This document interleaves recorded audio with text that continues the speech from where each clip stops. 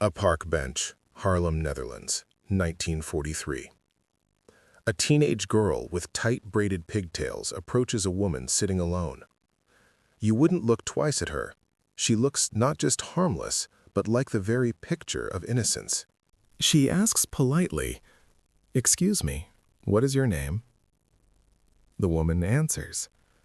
The girl nods, pulls a pistol from her coat, looks the woman dead in the eye, and shoots to kill. Then she calmly gets on her bicycle and rides away. Her name is Freddy Oversteegen. She's only 16 years old.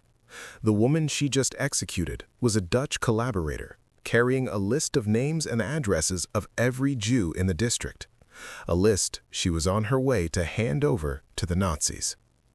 That single piece of paper was a death warrant for hundreds of innocent people. With one bullet, Freddy saved them all. By the end of the war, she and her sister would liquidate dozens of Nazis and traitors. How many exactly? No one knows. When asked about the numbers, Freddy always gave the same answer. You don't ask a soldier about that. This is the story of two teenage girls who seduced Nazi officers, lured them into the woods, and executed them. Girls who learned to kill in a damp underground potato shed. Girls who refused to murder children, even the children of their worst enemies. Girls who managed to stay human while fighting monsters.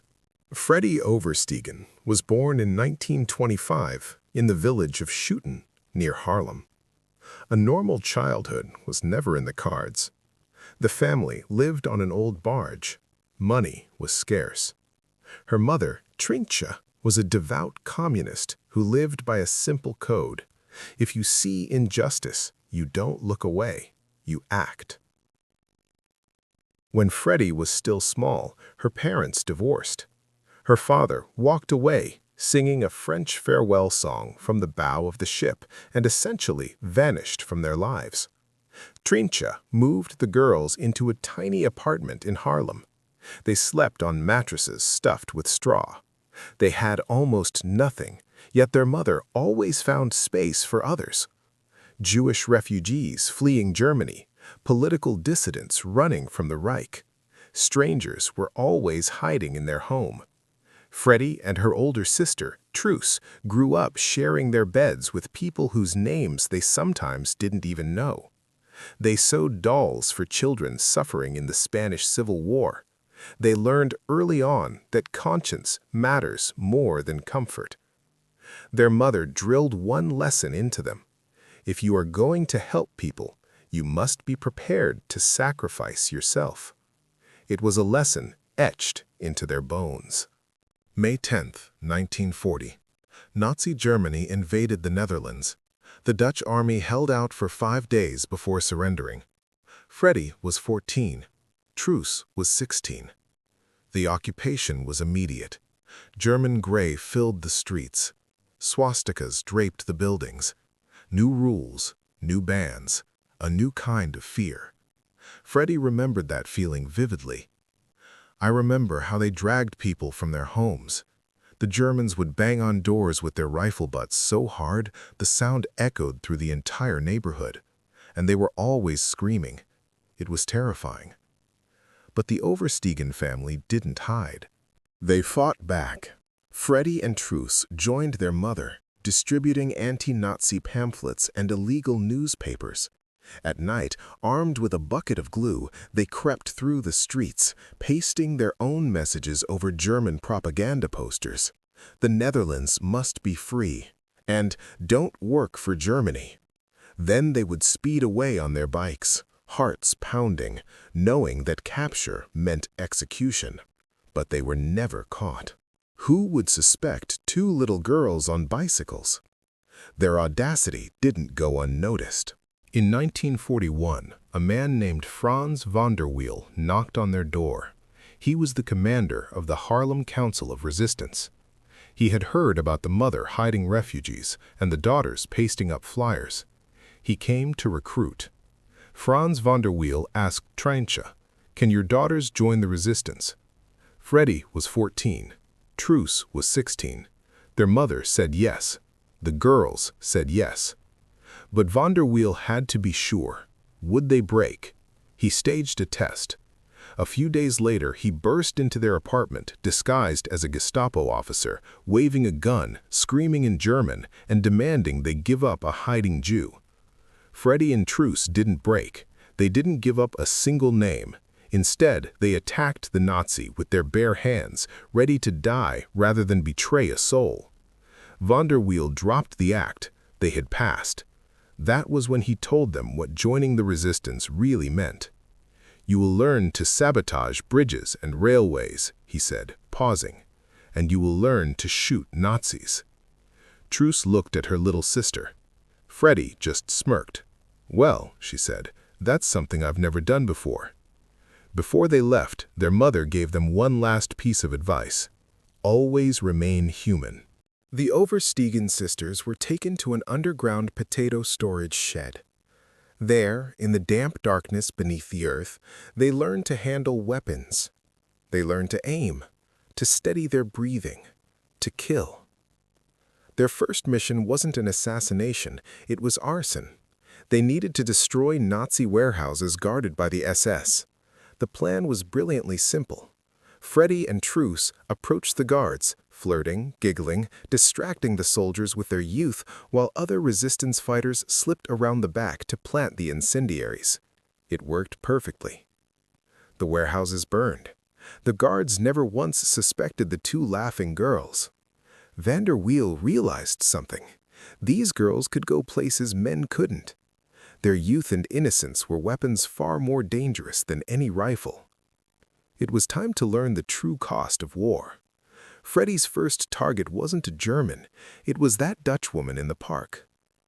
The resistance had received intel on a traitor compiling a list of Jews. It was a death sentence for entire families. Freddy was given the order. She rode to the park, found the woman, approached her casually, confirmed her name, pulled the pistol, locked eyes, fired. The woman fell. Freddy rode away. Years later, she confessed, "The first instinct you have after you shoot someone is to help them up. That instinct to help, it never went away no matter how many times I pulled the trigger."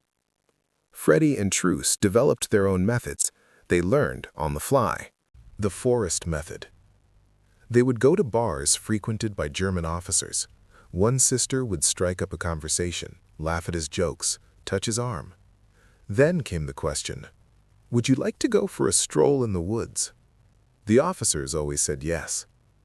They would walk deep into the trees, away from the roads and witnesses, and there, hidden in the brush, the other sister would be waiting. A bullet to the head. They would dump the body in a pre-dug hole and ride away. The bicycle method. Truus pedaled, Freddy sat on the back luggage rack, pistol hidden under a coat. They would overtake a target on the street. Freddy would shoot as they passed, and they would speed off, just two friends riding by. "We were always on bikes," Truus recalled. "Walking was too dangerous. I made sure the escape route was clear. It worked every time." The doorbell method. Follow a target home. Knock. When the door opens, the Nazi sees a sweet girl. By the time he realizes what's happening, it's too late. In 1943, a third member joined their cell. Her name was Yanechi, or Hani Šaft. Everyone called her Hani. She was different.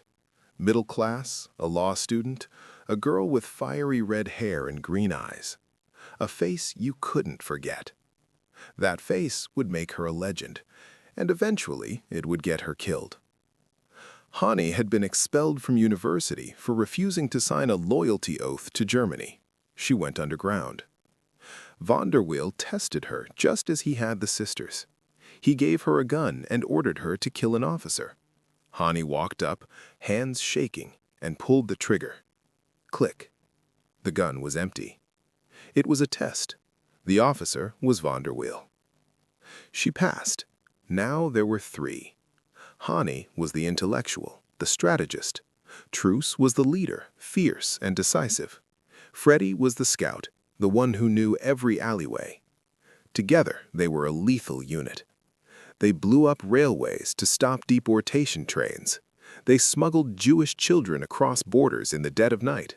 They stole IDs. They gathered intel. And yes, they killed. Germans, but more importantly, collaborators. We were dealing with a cancer in society, Truus said. You had to cut it out like a surgeon. You couldn't arrest them. You couldn't put them on trial. There was only one solution. One day, an order came from the top. Target, Arthur Seyss-Inquart, the Reich Commissioner for the Netherlands. The plan, kidnap his children, use them as leverage to swap for prisoners. If he refused, kill the children. Freddy, Truus, and Hani refused immediately. Freddy drew the line. We are not Hitlerites. Resistance fighters do not murder children. We have killed many, and we will kill more, but children, never. That was the line between resistance and terrorism. They would not cross it. By 1944, Hani Šaft was the most wanted person in the country. The Nazis issued an APB, Find the Girl with the Red Hair. Hani dyed her hair black and wore glasses, but she didn't stop. But the net was closing. In March 1945, just weeks before the war ended, Hani was stopped at a checkpoint carrying illegal newspapers and a pistol. She was arrested. In prison, under torture, the Nazis noticed her black hair roots were growing out red. They knew they had her. She confessed to her actions, but never gave up a single name. Not Freddy, not Truus. She protected her friends until the very end. April 17, 1945, 18 days before liberation. There was a ceasefire agreement in place, no more executions. But the Nazis wanted Hani dead. She was taken to the dunes of Overveen. The first executioner fired and only grazed her. She looked him in the eye and said coolly, "I shoot better than you." The second man emptied his submachine gun into her.